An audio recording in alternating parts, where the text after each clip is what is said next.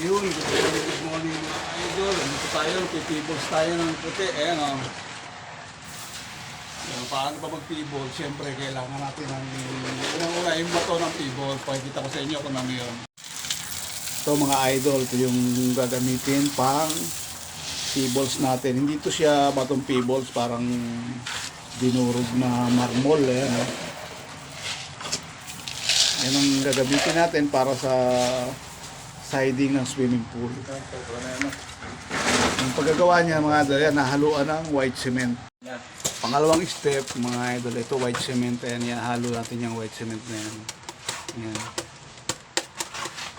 Itong white cement, ang laman ay 2 kilo per pack.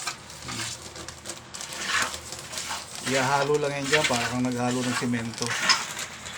Yung ganito karaming isang balding bato, kailangan natin ng 10 kilos na to white cement. Para din simento to, kaso lang puti siya.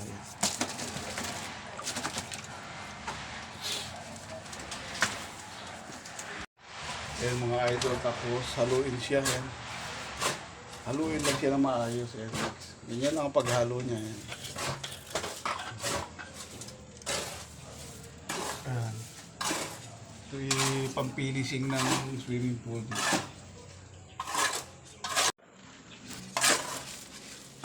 Yan mga idol, kailangan dyan matapang na matapang. Hindi pwedeng hindi matapang kasi matutuklap siya.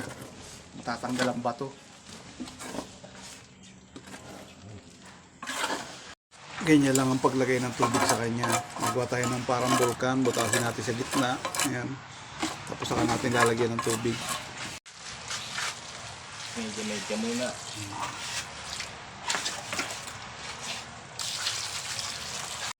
Ayan, pagkatapos unti-unti nating haluin yan, ng malapot.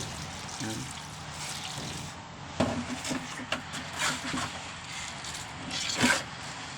Sa akin nun. Ayan, mga idol, kailangan ganito kalapot. Ayan. Pinabot-labit na halo lang. Kapit na kapit talaga yan. Tapos, paggawa niyan, ganito lang. Ilagay natin dito. Ayan. Kakalat mo lang. Ayan, oh.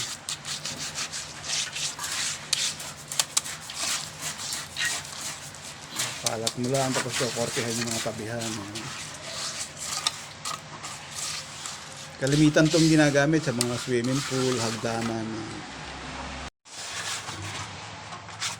Pagka matigas na siya, ayan, kukortehan naman, tsaka naman siya kukortehan.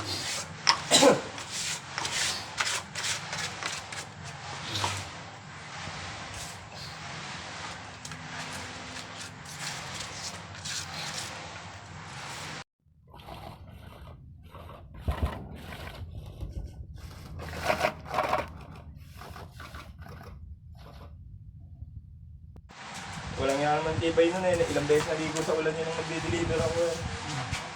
Nag-grounded na ng grounded. Alas 3 buwan pang ginamit yan bago na blackout ng tuloy yan.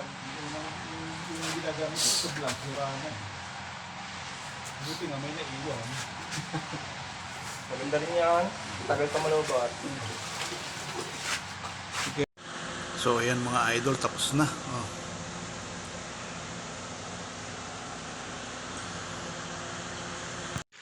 So ayun mga idol, tapos na kami ng isang project. Ayan, swimming pool. So, maraming salamat po sa inyong pagsuporta, pagtangkilik sa aking mga video.